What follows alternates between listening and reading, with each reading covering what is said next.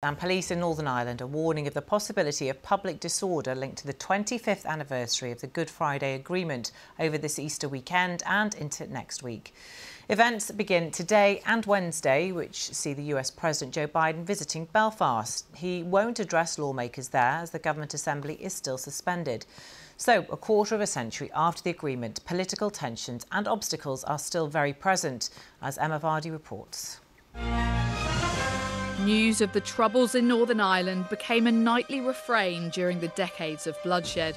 A huge IRA bomb rocks central Belfast. The aftermath of another bomb in a Northern Ireland high street. 27 soldiers are still in hospital. I remember just being struck by the sense of tension in the city. You had barbed wire everywhere, soldiers everywhere. When you went there, you felt the presence of conflict.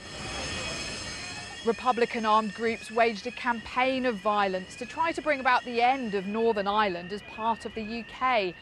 And loyalists attacked Catholic communities, leading to a huge loss of life on both sides.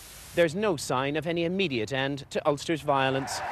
In 1997, Tony Blair, the newly elected British Prime Minister, vowed to make dealing with Northern Ireland a priority. I thought, here we are, we've been decades in this conflict. We're approaching the 21st century. This is not a conflict that has got any place in a new millennium.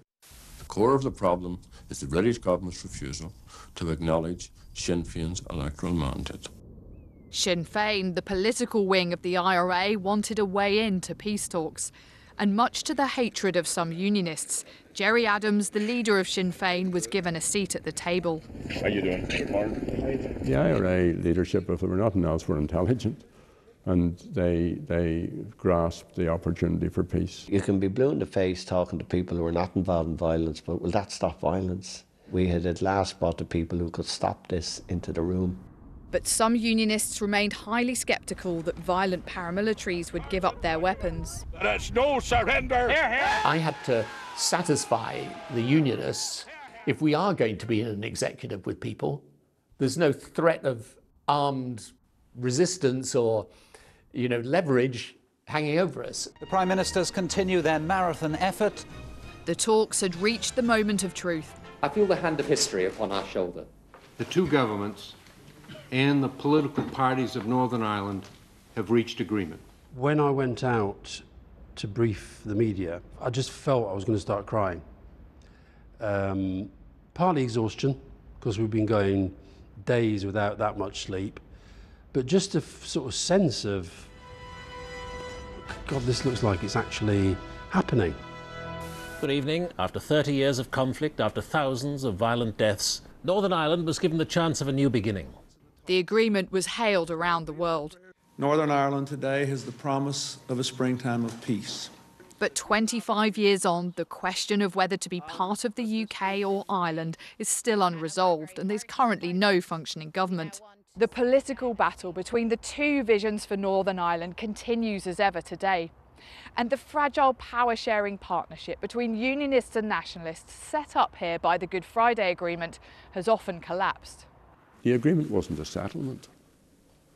Right? The agreement was an accord to bring an end to the conflict. Now the stage is set to mark the historic turning point that changed Northern Ireland in ways once believed impossible. For some, this anniversary is a testament to those who led Northern Ireland away from bombs and to the ballot box. This was an ugly conflict. It was brought to an end, and that peace is worth preserving. But in a divided society, questions remain over whether the agreement of the past is now in need of reform to help unlock the political paralysis of today. Emma Vardy, BBC News.